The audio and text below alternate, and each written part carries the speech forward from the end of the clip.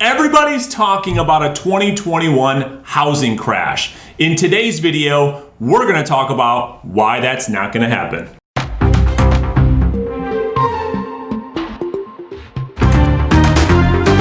Starting off with what happened in 2008. So the reality, when you and I started our career in the mortgage business in 2005, when we got into 2008, the leading cause of the economic collapse in 2008 were subprime mortgages. So Steve, what happened? What kind of loans were people getting at that time?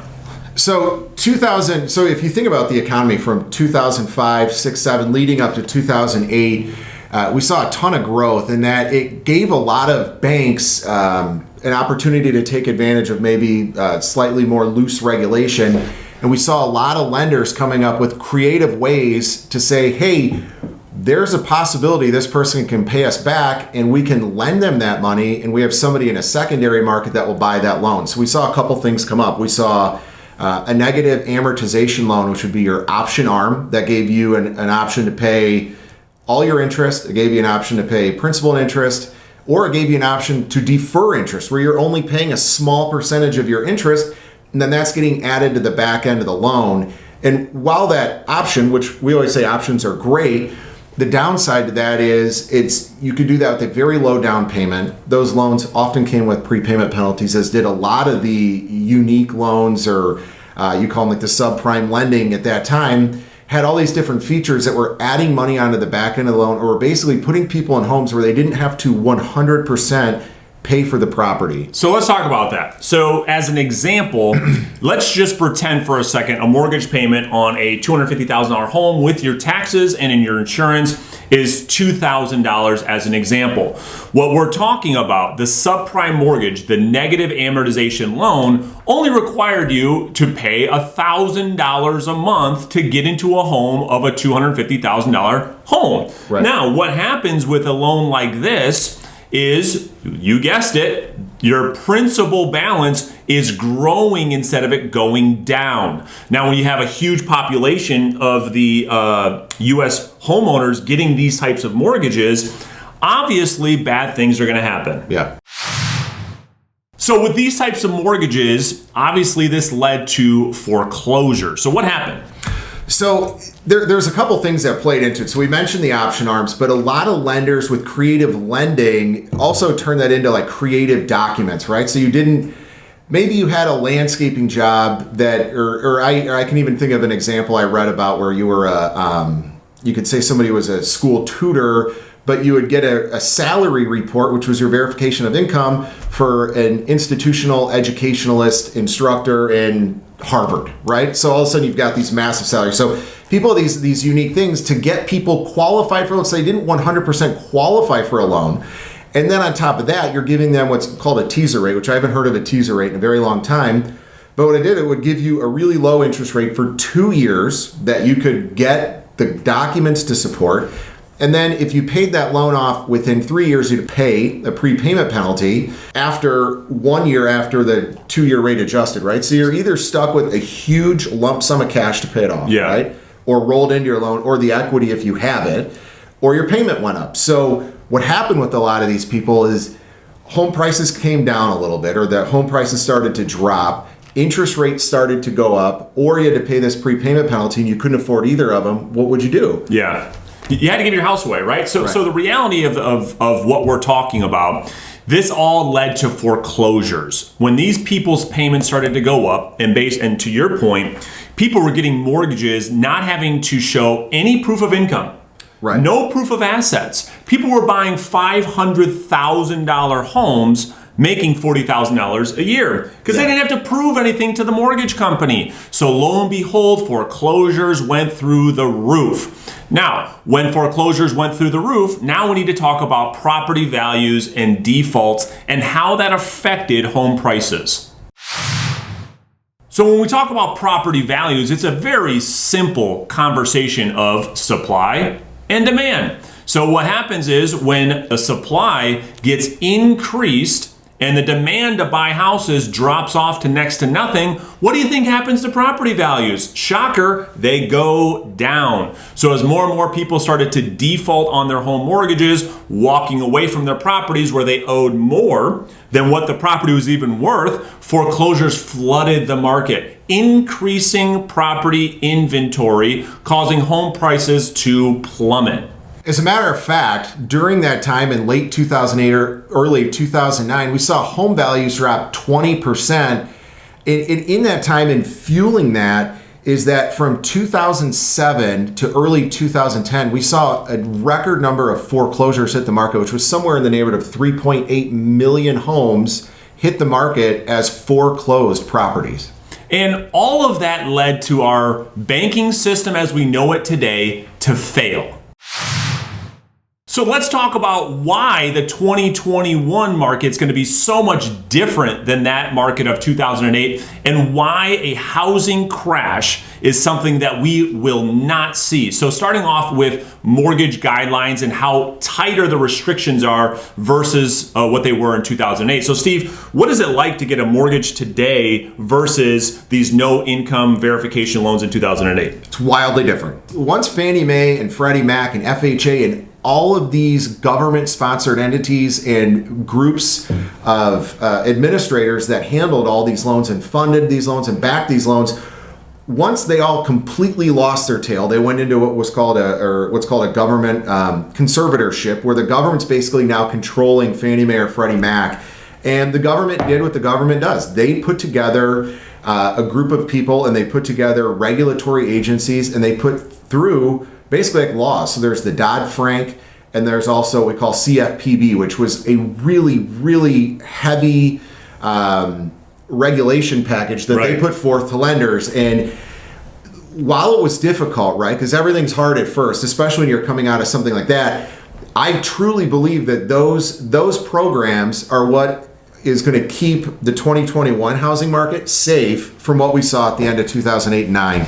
And a big part of that, in what we just talked about, is what we call ability to repay. And it's literally that simple. So lenders, the biggest part of buying a home, so your property has to be nice. You have to have a good property. You have to have money that's yours. You have to be able to trace it. But more than anything is you have to have the ability to repay your loan. So we're going to do 2-year work history, self-employment's requiring year-to-date profit and loss, business bank statements. I mean, it's almost, it reminds me of like commercial lending, where you're really doing a deep dive into somebody's ability to repay the loan back. And it is pretty simple. And the reality is, when you look back to the mortgage guidelines of 2008, nothing was being verified. So one of the biggest reasons why we believe a 2021 housing crash will not happen is all these people getting mortgages are going into a fixed rate mortgage where everything is verified.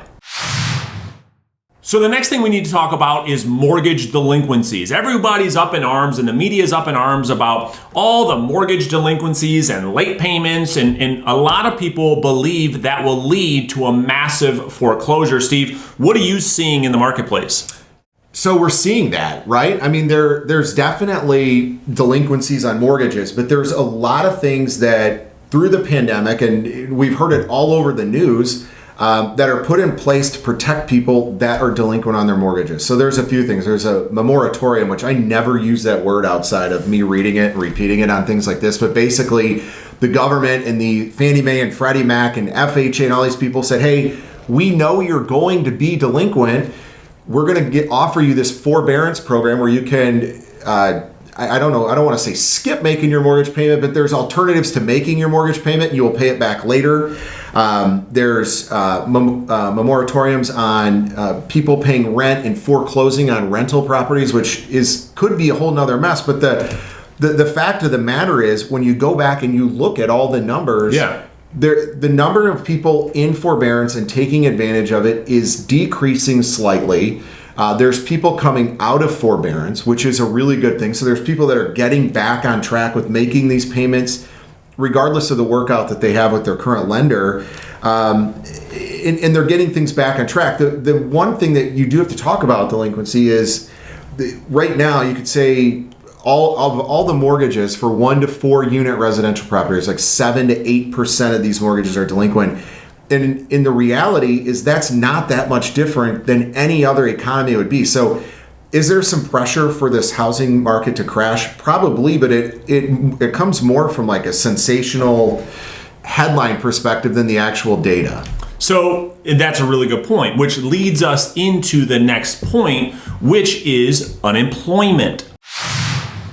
Okay, now a lot of people in the media are having a frenzy about these unemployment numbers. Now, as you and I talk off camera, we talk about an artificial unemployment, which is your word, I love the word, due to this coronavirus pandemic, right? So we are under the belief that unlike 2008, where you had, I don't know, how many people were unemployed in 2008? Looking back at the unemployment rate was over 10% with 15 million Americans out of work. Now, so when we look at that into comparison to the unemployment rates today, we believe that will be short-lived. Matter of fact, how many of the people that are unemployed right now are due to short-term layoffs? So if you look at it today, so our unemployment rate back in 2008-9 was 10%. Unemployment rate today is just a hair below 7. There's 11.1 million people filing, that have filed for unemployment. Of those people, 28% of them, or just over 3 million of them, are people that are in a position of a temporary layoff. And there's another large percentage of people that work in the service industry, the leisure industry, the sports and recreation industry, which are really the industries, again, and I use the word artificial because the government and the states and these different authorities have said, you can't work.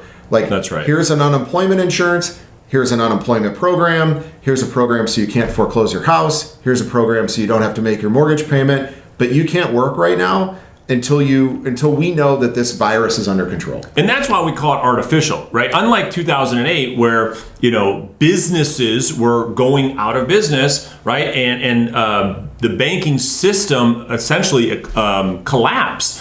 This is the government saying, hey, it's not safe to go to work yet. So once we can kind of get past this election, once we get past some of these outbreaks, we believe that this unemployment, these massive unemployment numbers will decrease and people will get back to work. Yes, I agree 100%.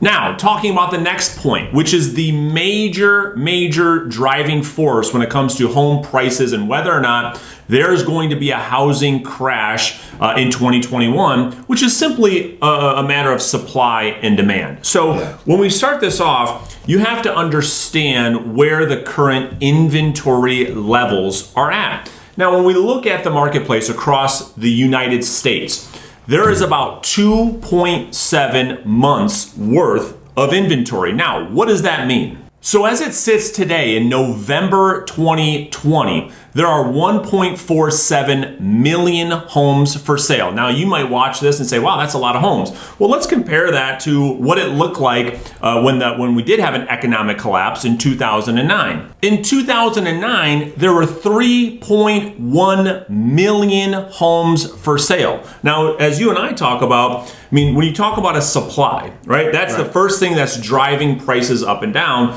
We have barely any homes for sale as you look historically.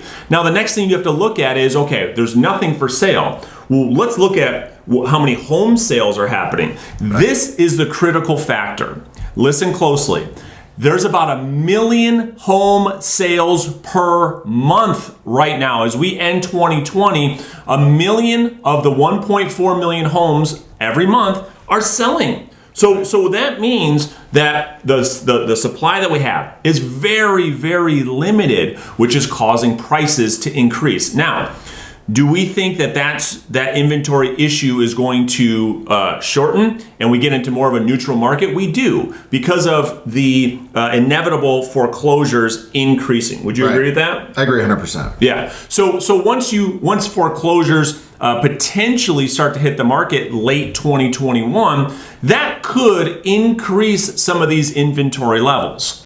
Well, that all makes sense from the number perspective, and being that I work in the mortgage industry myself, is the way people are viewing buying a home or owning a home, or whether they're doing a refinance to take cash out of their home, the one thing the pandemic has done is it's really put a focus on people loving their house or hating their house. Like in my like personally, kids' bedrooms are too small. It's a complete and utter nightmare at my house right now. So, you know, as people are looking toward 2021, like they're scared right now. Everybody's scared. Like, we don't know if we should be waiting for a vaccine. We don't know if we're flattening the curve. We don't know if it's a pause or a lockdown or quarantine. There's all these terms.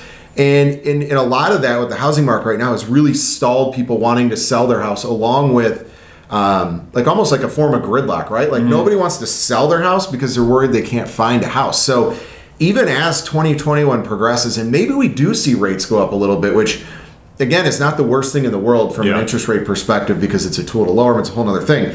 But it gives people an opportunity as 2021 comes around to say, like, okay, we're more comfortable with looking at more homes.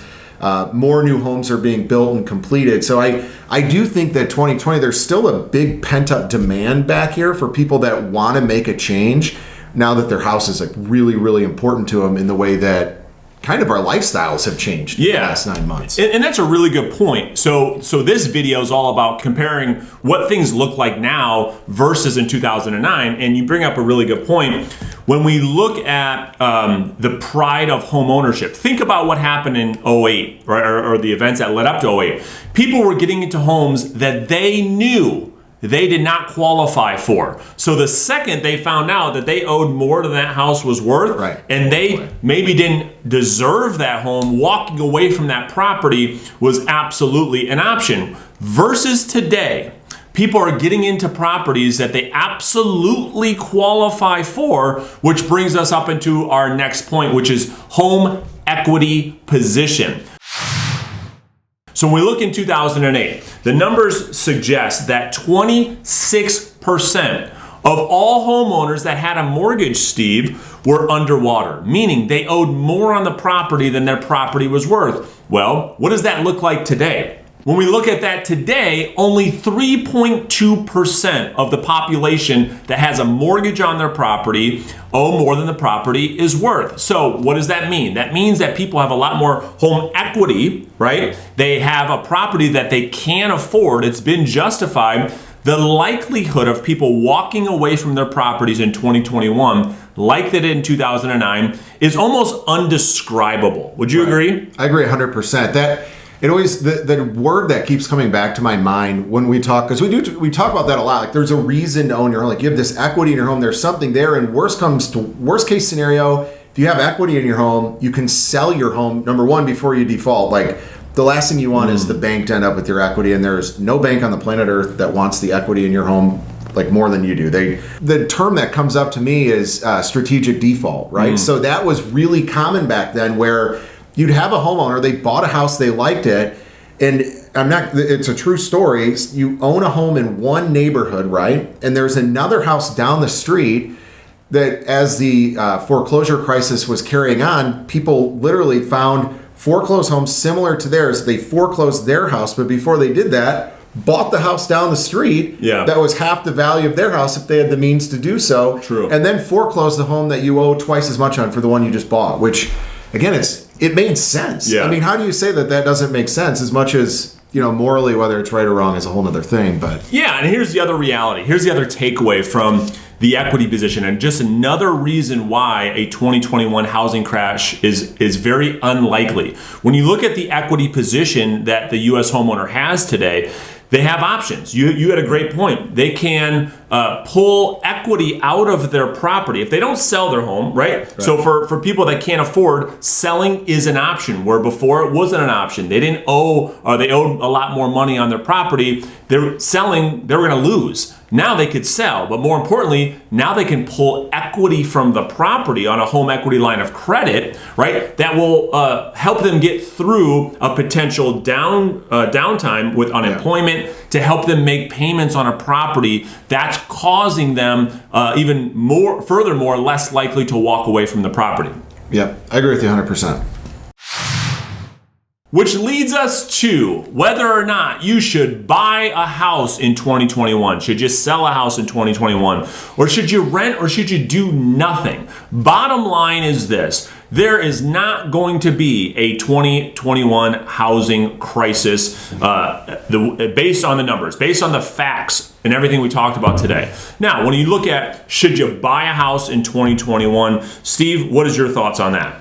That's a good question. Yes. And I'm in the mortgage business, right? And that's my thing is, if you own a home right now and you want to sell your home to upgrade your home or change your home or relocate, there's literally never been a better time to sell your house. You're going to get the absolute maximum value for your house, which you're also going to pay top dollar for a new house, which is why, again, it goes back to having a good relationship with the real estate agent and things like that. The other part of it is for upgrading your home, if that's what you're going to do, or making any change. There has never been a better time in the history of mortgages to borrow money. I mean, you're literally borrowing money long term right now at rates below 3%. I can remember saying, well, you can get a loan under 6%, you can get a loan under 5%, and then I remember we got 3.99 for a while, and we were like, oh my God, that made my career, you know? So for me, it's yes. Sell your house, buy a new house. All right, well, never been a better. So that's good. So I see it a little differently, and I look through it through a little bit of a different lens, because I think that people want, Brandon, Steve, give me a strategic play here.